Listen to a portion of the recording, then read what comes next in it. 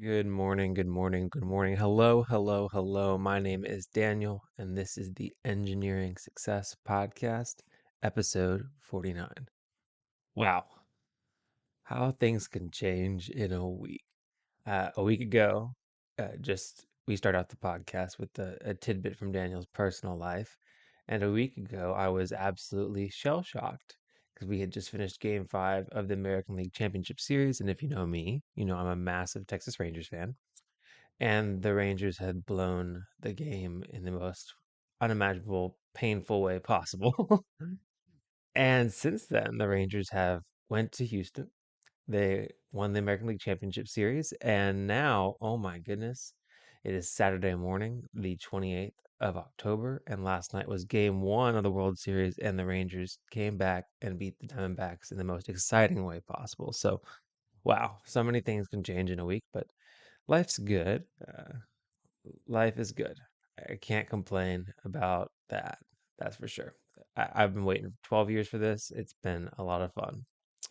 Other things I've been waiting for is babies, and baby E is chilling next to me on the floor. I'm rocking them with my foot right now, so that's kind of fun. So if you hear any or screams or screeches throughout the podcast, it means that I forgot to edit them out. Anywho, that's what's going on. So, anyways, life's good. I can't complain too much.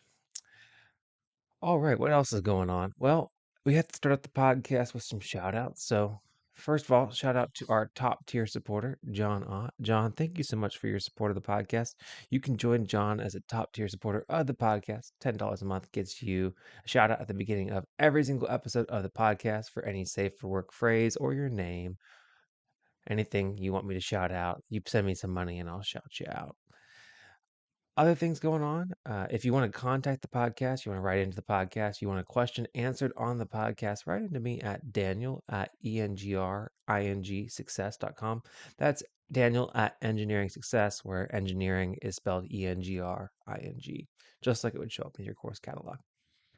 And you can also visit our website at www.engringsuccess.com, and you can see latest episodes of podcasts, blog posts. You can engage with me, and you can also see cool content that I want you to see by going on to that website. So make sure you check that out as well. All right, well, we did our intro. Let's get into the podcast. Here we go. We're going to start out with LinkedIn lunatics. So this one says, "This just happened to my colleague. Some person wanted me to get on a call with them for 30 minutes for an interview.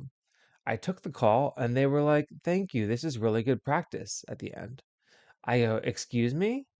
She goes, 'Yes, I'm interviewing for a role and I just wanted a good role play scenario with somebody who knows the business.' She basically made a mock interview with me and used me as a guinea pig. Full on LinkedIn profile, 500 plus connections, the works. Like, come on, I'm already stressing enough with my finances. And I was actually excited that somebody would reach out to me to ask if I want to do an interview. At the end, she's like, oh, and then at the end, she asked them if they could meet up in person sometime, basically thanking them for the time. Wow, that is insane. So basically, somebody's looking for a job. They reach out to somebody asking them if they want a job interview, but they bait and switch them. One thing that I encourage people to do all the time is if you're looking to learn more about an industry, whether or not you want to work in it, especially if you're a college student, you should reach out to people and ask them if you could talk to them about what they do. But if you're going to ask them for an interview, you might want to be explicit that it's not an interview for employment. It's a interview to learn more about the industry, and because if you mislead somebody into giving their time for an interview to tell you just more about what they're doing, and they're under the implication that it's a job interview, then you could be not using their time correctly and not respecting their time. So here's a little bit more background. They said, so we both work for a consulting firm, and the two clients he works on are terminating, and he was given notice, and he's been looking for work. A recruiter on LinkedIn hit him up asking for a 30-minute interview for the type of role he does and has been doing for 15 years. So she is a recruiter on LinkedIn, and she oh, she's a recruiter, and she created a fake position. And at the end, she told him, "This has been great practice," and informs him that she wasn't looking to hire him. She just wanted to see what an interview with an experienced person in the field would look like. This is absolutely insane. I've never heard this. She's just trying to become a better, a better recruiter and a better interviewer of people in this industry. So she created a fake interview with this guy for a fake position. That is even worse than I could have imagined. That is just evil. It's just manipulative. It's evil. I just, it's not friendly, not friendly at all to do that. So if you're a recruiter and you want to learn more about the industry, feel free to reach out to somebody that is experienced and ask them if you can ask, learn more about what they do in their industry. But be honest. If you're going to get somebody to give up their time, especially somebody that's looking for work, and you're a recruiter, you have to understand that they're going to feel so much more. They're going to treat you so much differently than with so much more excitement than they would treat anybody else because they're looking for a job and you're a recruiter and you just cannot. You should not be taking advantage of and exploiting people because of that imbalance. All right. Next question. This one goes, found one in the wild. I agree with Mr. Murphy. In fact, if you see most hustlers are doing fine in life today, they work more than 70 hours a week. Okay, bad English. Life is hard. Our people aspire big, so how can effort be small? And that's in response to this article that went on LinkedIn. I saw this myself. Naranthia Murthy says India's work culture must change. Youngsters should work 70 hours a week. Yeah. Okay. So basically this person is agreeing with I don't know who Naranthia Murthy is. Naranya yeah, Murthy. He's the former CEO of Infosys.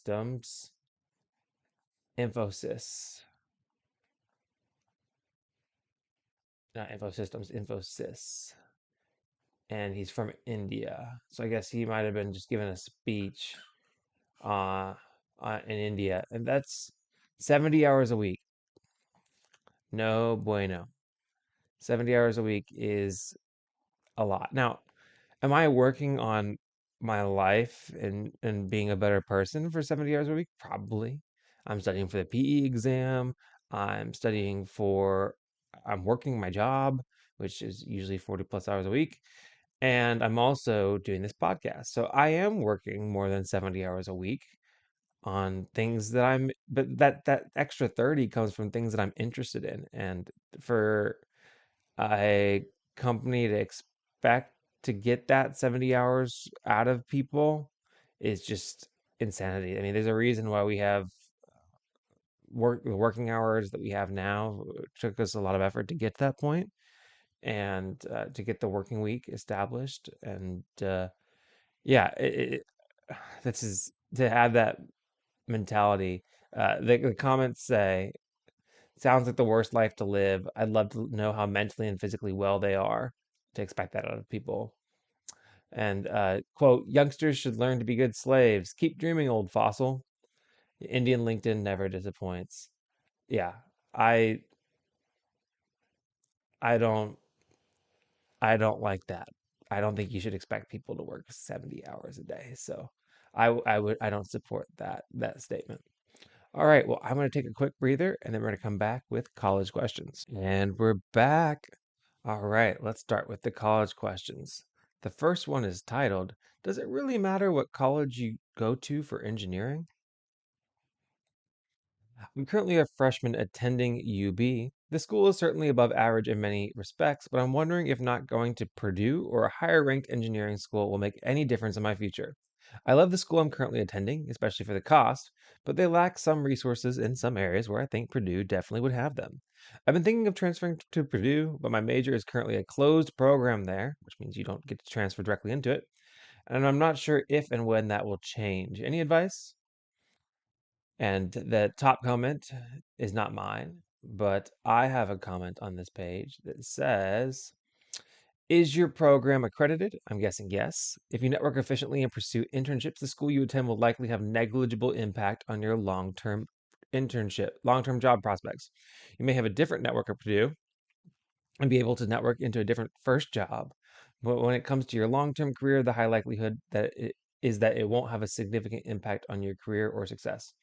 And this girl asked this question in r/women engineers, so I elaborated to say, attend the SWE fair. It's better than the career fair at Purdue. It's better than the career fair at UB. And in my opinion, it is the best engineering career fair in the US.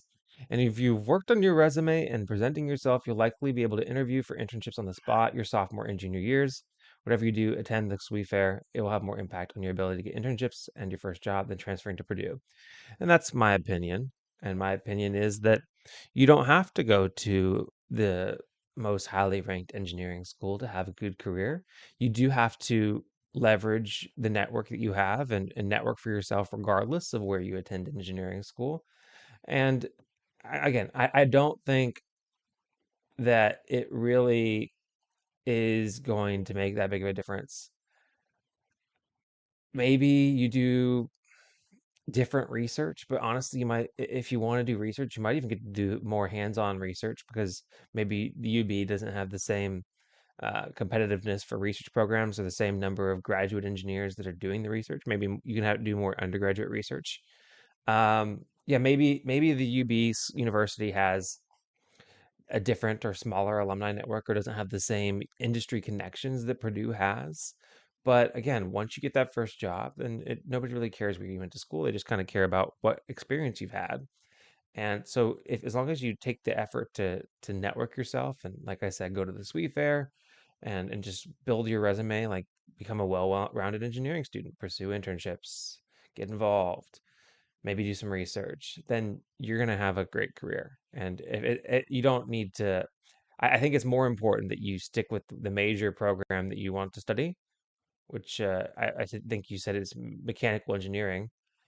Um, yeah, I wouldn't press too hard to change over to Purdue, especially if you can't get into mechanical engineering there, especially if you're in a situation where you might have to go to a different major that either you're not as passionate about or is not as recognizable whenever you're applying for jobs. So I'd say it doesn't really matter enough. There's not that big of a difference for you to consider transferring. Well, you can consider, but not that big of a difference for you to need to transfer or feel like you should have to transfer from UB to Purdue. So that's what I have to say. All right, next question. How TF do y'all have any free time? Good evening, y'all. I am just curious how y'all are able to have any sort of free time as full-time students. Between me driving an hour each way to school 5 days a week, self-teaching myself 3 of the 4 junior level courses because my professors are incompetent, and the copious amounts of homework, how do y'all do it? I literally only get a couple hours to myself a week, and that I'm not completely exhausted to do anything. This has never been the problem for me, but because in the past most of my professors did a good job of conveying the material. That's my rant, and I'd love some tips. And here's what I said is I prioritized it by scheduling or joining clubs with social commitments so that I was forced or at least had the structure in which to enjoy myself and be social. Just how the organization and structure helps your study habits, it helps in your social life. I'd also say that I didn't realize this. You drive an hour to school each way. That's 2 hours a day that you could be spending studying. So that's another thing to take into consideration. I doubt that you can relocate. Obviously, you're commuting for a reason, but you could save 2 hours a day. You could get yourself 2 extra hours of social/study time if you weren't driving for 2 hours a day. Um, and then self-teaching yourself, yeah, that's just a part of college. Self-teaching yourself coursework is just the nature of it. I mean, you say it's your professors are incompetent, maybe they are, but just a lot of college engineering school is a lot about independent learning and independent discovery. You have to do the practice problems and then realize those hooks and the things that you have to know to be able to solve problems and how to differentiate between different types of problems. You're learning how to solve problems, so it takes time to work your way through that. For example, last night or 2 nights ago, I was studying for the PE exam, and I had one challenge problem that was related to my topic, and I'm doing basic heat transfer right now. And yeah, it took me the entire night to stumble my way through the one problem, and I just kept on resolving and resolving and resolving, and I just couldn't get it right. And then, sure enough, I discovered that there was something that I was doing wrong at the very beginning of the problem, and that was my discovery moment. That was my learning moment. And sometimes you just have to do practice problems and do a lot of independent study and practice to have those learning moments. So it takes a lot of time. What I'd say is that try to minimize the amount of time that is going to a sink. So you said that you spent 2 hours a week on the 2 hours a day on the road. That's 10 hours a week that you could be spending doing other things. So if you could minimize that, it's probably out of your control, but if you could minimize that, that definitely would do a lot for you, helping extra get yourself some extra time. I tried to live as close to campus as possible whenever I was controlling where I lived.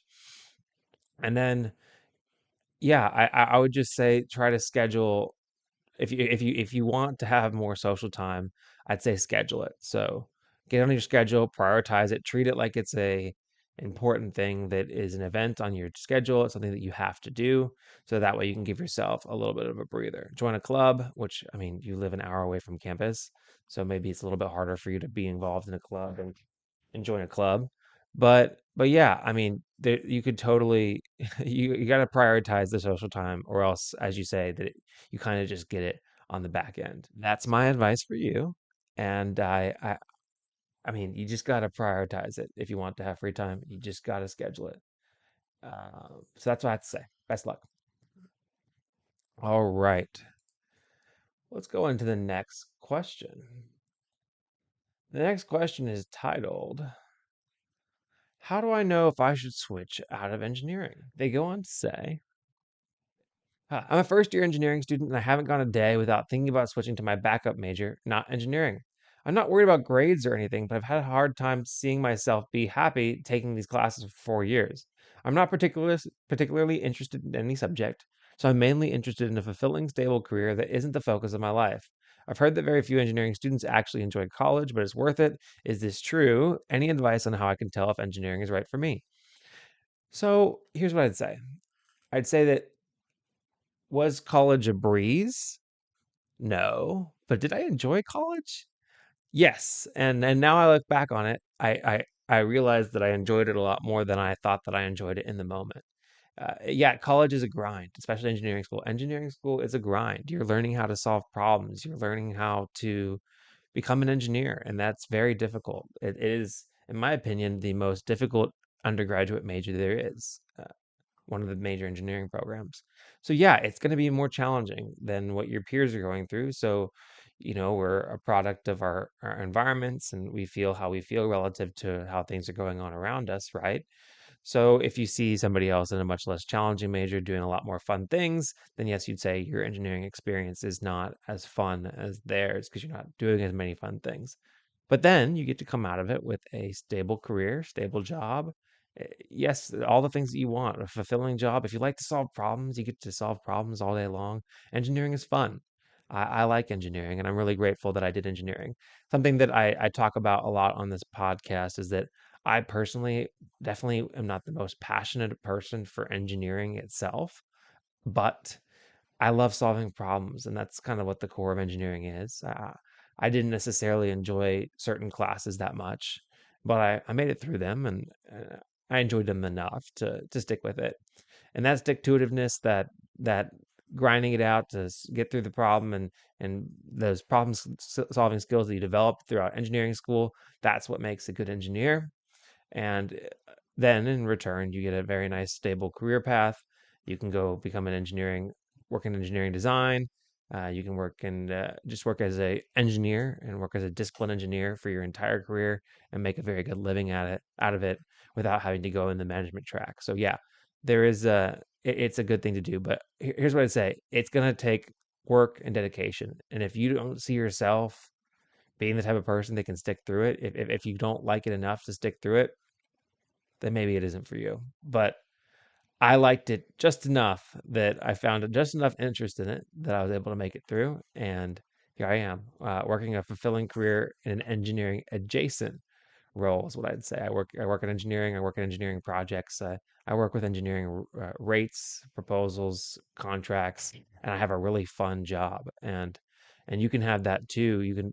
What I do is interview engineers, talk to people that have engineering degrees and engineering jobs, ask them about what they do. And if you find that any of them do something that interests you, then maybe pursue engineering, because yeah, it would be a bummer to come through it and not like your career and leave the industry altogether. But the good news is there's a variety of jobs that you can do as an engineer, and they are stable.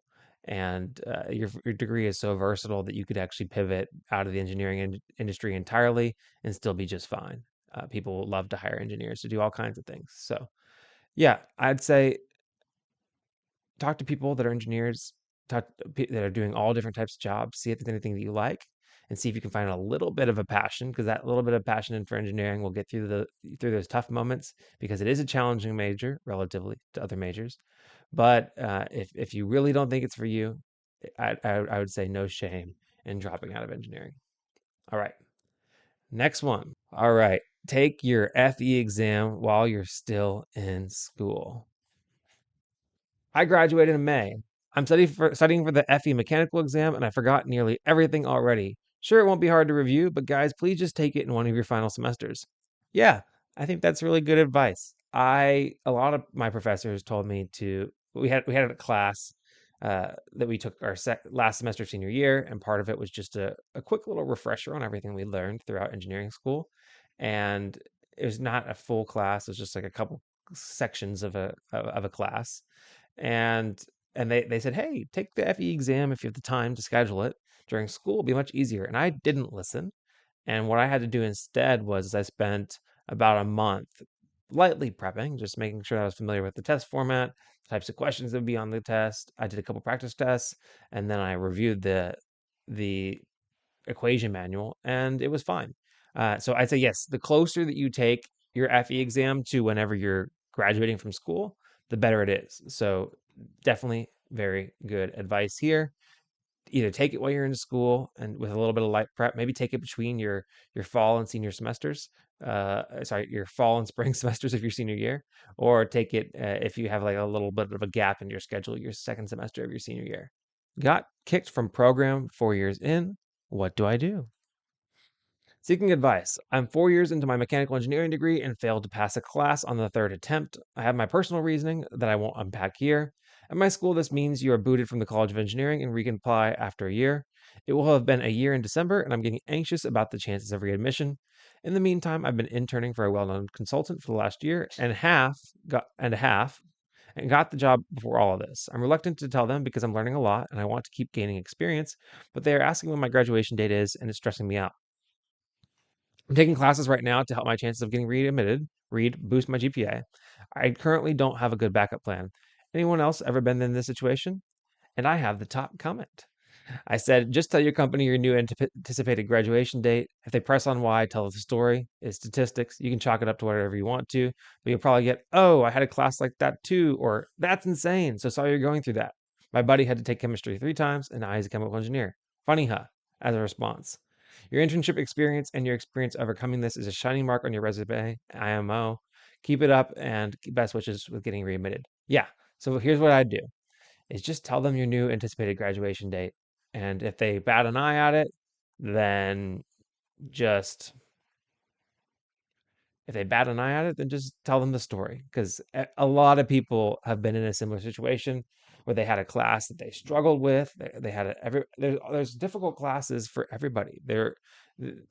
Everybody has that one subject that they struggle with, and you find that your story is a lot more relatable than you think it is. So, hey, just tell them when your new graduation date is, and if they press on it, then tell them why. But you should be fine, and I wish you the best of luck with getting back into your program. It's kind of, honestly, in my opinion, ridiculous that there aren't exceptions. So maybe be prepared to tell them the story. But build a compelling case for your program to let you back in, and then just tell your employer your new anticipated graduation date, especially if you're an intern and you're learning and you're being putting on a great show for them. And they asked when your graduation date was. That means that they like you enough that they want to know when they can hire you full time. So keep on demonstrating good things for them. Just be honest, and they'll probably say, oh, no worries, we'll just keep on using you as an intern from now until then, but we'll be ready to hire you whenever that time comes around. So, all right. Next question. Next question. Anyone else find Calc 3 the most difficult of all the calc classes? Yeah, I did. Got the results back for my first Calc 3 exam, and it's the worst test grade I've ever received, below a 50. Any advice? I thought Calc 3 was supposed to be easy, but honestly, I find the Calc 2 and Calc 1 stuff easier. And I said, I found it to be the most difficult. Many say Calc 2, but Calc 3 was the toughest for me. Yeah, Calc 3 is tough. It is tough. And especially if you don't treat it with like the respect that it takes. Like, oh, it's easier than Calc 2. Maybe you maybe took the pedal off the gas for a little bit of a second there. Here's what I'd say is Calc 3 is a challenging course. It builds upon the material that you learn in Calc 1 and Calc 2, and maybe for many people Calc 2 is harder. For me, Calc 3 was harder. So I'd say just treat the course with the respect it deserves, treat it with the same level of intensity that you took in Calc 1 and Calc 2, and you should be fine. For me, I really struggle with Calc 3 because it's actually the first college level math class I took. I took Calc 1 and Calc 2 through AP in high school. So Calc 3 was just a completely different world because it was a college math class and it was a new approach to learning for me. So it's just very challenging. And it's not, I mean, you can't just slack off in class, not pay attention and then get it. I mean, it is a difficult subject matter. So I'd say keep on pushing, treat it treat it like it's a challenging course. And yeah, it probably won't even be the most difficult engineering math class you take. I took a class called partial differential equations, which is like a expansion on the differential equations class or ODE class that a lot of people take. And it was my most challenging math class and it beat me up. But hey, the good news is that all of these concepts do build on one another. And so, yes, they get progressively more challenging, but you get progressively more knowledgeable along the way. So you should be fine. But hey, the other thing is that check the class average. Ask around. Maybe 50 is about where people are landing, and maybe there'll be a curve there. But yeah, I wouldn't say that it's so difficult that it's not accomplishable. But yeah, Calc 3 is a rigorous math class, so treat it with the respect it deserves. And we are back. Let's see how this goes. All right, guys, let's move into the career questions. First question is titled Leaving After 6 Months. I took on a new process engineering role back in May, 2 years experience before. In June, I was asked to cover as a production supervisor while they searched for a new hire. I was told it would only be an occasional thing as they had other engineers trained to supervise as well. However, within 4 weeks, I was the only engineer, quote, available to supervise. I have been working second shift since July. As a result, all of my engineering projects are on hold, but yet my boss still expects all of them to be completed, which means my bonus slash review is going to be horrendous next year. My social life is non existent due to all my hobby clubs meeting on weekdays and working until 11 p.m. on Fridays. I have to fight fires alone without knowing anything, and when I do reach out after hours and take their advice and it doesn't work, I get blamed for it. I did not sign up to be a second shift supervisor. I signed up for first shift engineering position. When I talked to my boss about this, he basically said, tough stuff. I have no financial obligations to stay other than maybe finding a job that pays similarly. Is it really that bad to leave so early with really very little to show from the job in terms of engineering project experience? It's not like I improved the plant at all since starting other than it's not like I improved the plant at all since starting, other than filling in and giving the other supervisors a break. If I'm just being a little wimp about this, then let me know that too. Maybe I was too coddled in my last job where any hours over 40 were comped with extra PTO. No, you got bait and switched. Plain and simple. So, no, they hired you on, and then they switched your job description. They probably had this role. They probably needed a second shift supervisor this whole time, and they told you it'd be something else. They started you briefly off in something else, and then moved you over where they actually wanted you and needed you, but the position they probably couldn't hire for it. And that's not what you signed up for. So if you want to leave, leave. So find another job and then leave. And then if it's 6 months, you can even leave it off your resume. It happened within this year.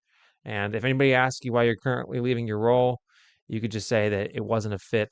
The job description didn't match the work experience that you had. But no, yeah, I wouldn't say it's too short of a time at all.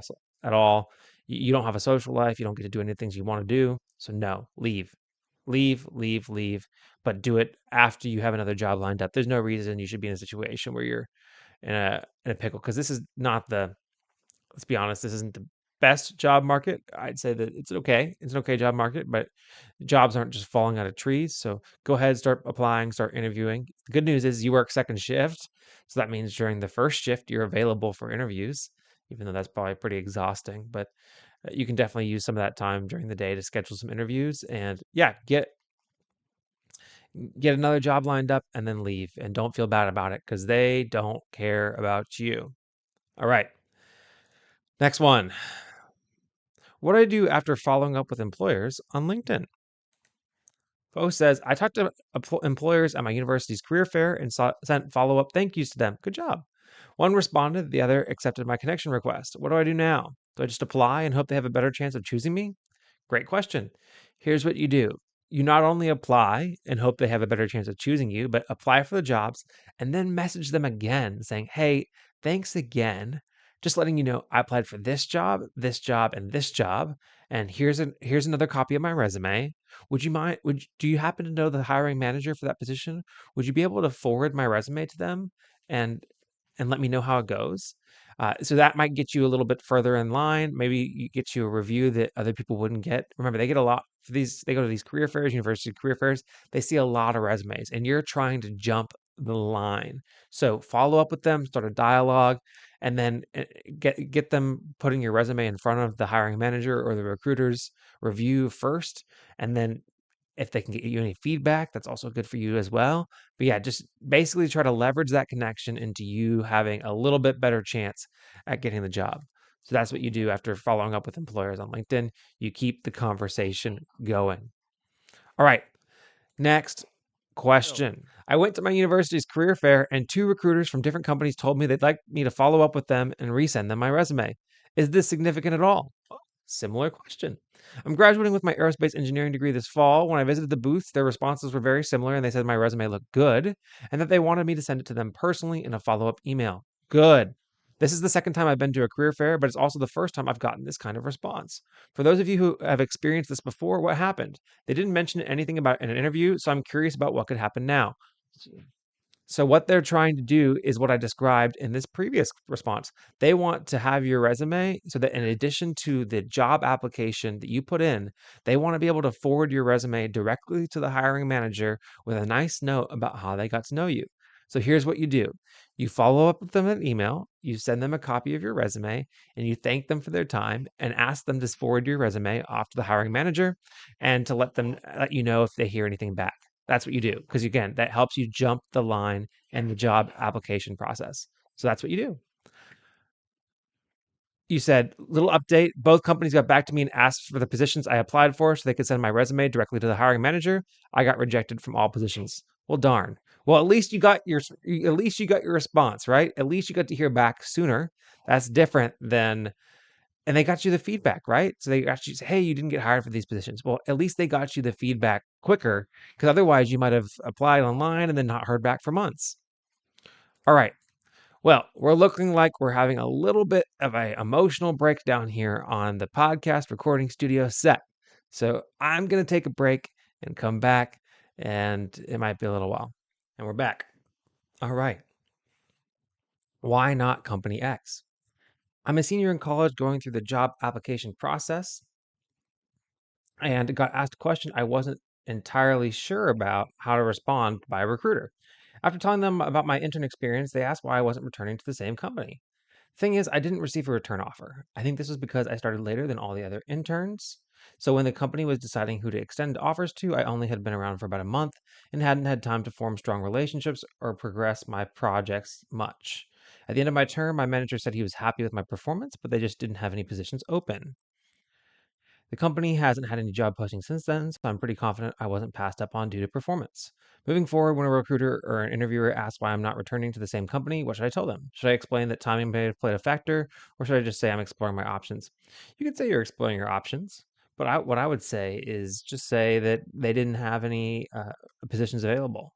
is what I'd say. Is and then maybe also if that you said you put in some great work and you got some great feedback from that manager, maybe ask them if you can put them down as a reference, and then you can have them also share exactly what they said, that they didn't have any positions available, that they really liked you, and that you're a good hire. So yeah, I wouldn't really shy away from it. I interned for companies I didn't want to work for after graduating.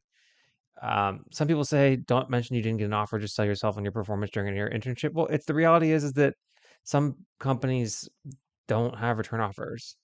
Somebody said, tell them the truth. You learned a lot, enjoyed your time with the company, and received positive reviews of your performance. Unfortunately, the company didn't have any full time openings available at the conclusion of your internship. That's the truth. That's what I would tell them. This happens sometimes. It just happens. So, yeah, I wouldn't really be too hard on yourself for it, or really think it's a potential negative thing, that this speaks negatively on you at all. I think it's just one of those things that happens. All right, next question. Coworker only uses speakerphone and expects us to be quiet. So we used to be in separate cubicles, but recently our company changed the layout and there's five of us sharing one small area. We call them bullpens. Yep, I worked in a bullpen. In my bullpen, one of my coworkers only uses his speakerphones. He never picks up the handset. This wouldn't be too much of an issue, except when he joins online meetings, he still uses the speaker and expects everyone around him to be dead silent. I have my own work to do, and it usually involves discussing some matters with other coworkers. Myself and others in my pen have tried telling him to simply use the headset instead, but he insists that it's a respect thing and that we should be silent. Is there any ideas on how to solve this? Someone had an idea of printing off phone etiquette panels and handing them out.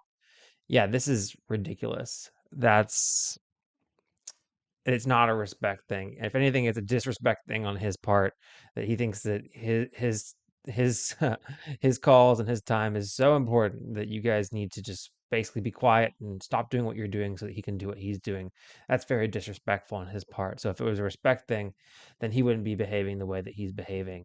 What I do is I just share with the supervisor yours, his. If they're the same one, they'll deal with it. But yeah, that's absolute nonsense that they think that this is even remotely okay at all. It's just not right. Top comment says, talk to the supervisor, yours or his. That is asinine behavior. Suggest they get him a headset or headphones. Oh, he already has it though. It's a respect thing. He's in the meeting. He has to respect everyone else getting their work done, head or handset, or he books a breakout room, full stop. Exactly. No, you don't get to control the noise level in the general area that you work in just because you are unwilling to use the headset that's provided to you. So no, coworker only uses a speakerphone and expects us to be quiet. Man, that should go in LinkedIn lunatics. All right.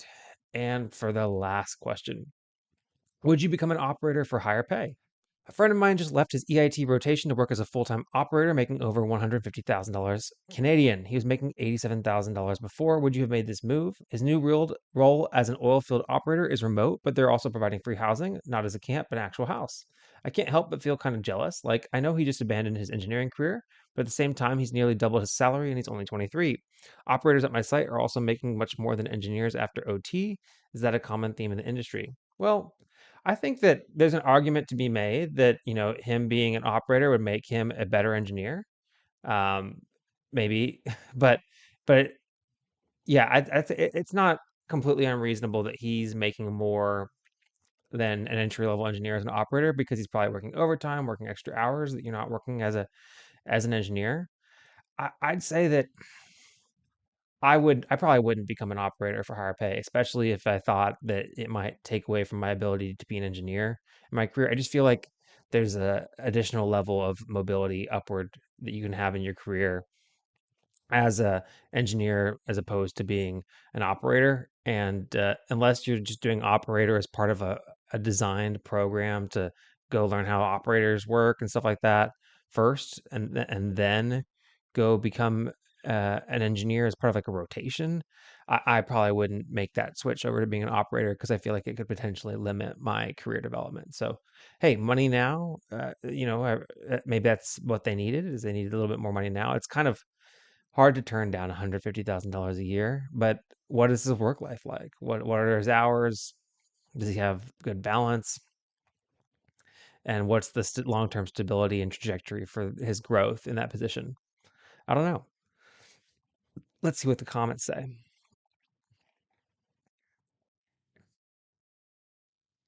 shift schedule? Do you value work-life balance? Operations are much more demanding. One of my best friends from undergrad chemie quit after 3 years of petro process engineering and started doing paintless dent removal. He made $330,000 last year. Yeah, that's there's other things you can do that aren't engineering. You can make a good career of, but if you want to have a career as an engineer, then you might just want to stick with engineering. I don't think I would become an operator for higher pay, but maybe when presented the opportunity, I would look at it differently. All right, guys. Well, that is the podcast. For those of you that watched it live and tried to watch it live, I'm sorry that we got all disjointed. But for those of you that are listening to audio cuts, you probably won't even hear this cut. I'll probably cut it out. But thank you so much for listening to this episode of the Engineering Success Podcast. If you want to be featured in the podcast or have a question that you want answered, you can feel free to write me in at daniel@engringsuccess.com. Thank you guys for listening to the podcast. Make sure you share it with your friends if you think that they'll benefit from this content, or if you just want to tell them about how you disagree with my opinion or agree with my opinion, feel free to share it with one of your friends. And as always, I appreciate you guys listening to the podcast. I'll catch you in the next one. Bye. I'm miscommunicating. I just made a pilot, then they threw me on the stations. Nah, I'm not complaining. My thoughts get complicated, I cannot explain in lameness. Never losing focus because I ain't chasing payments. Still playing in the basement while I'm working on arrangements. They heard the kid in 50 countries, thank God that's amazing. But I'd rather thank Spotify, they put me on the stage.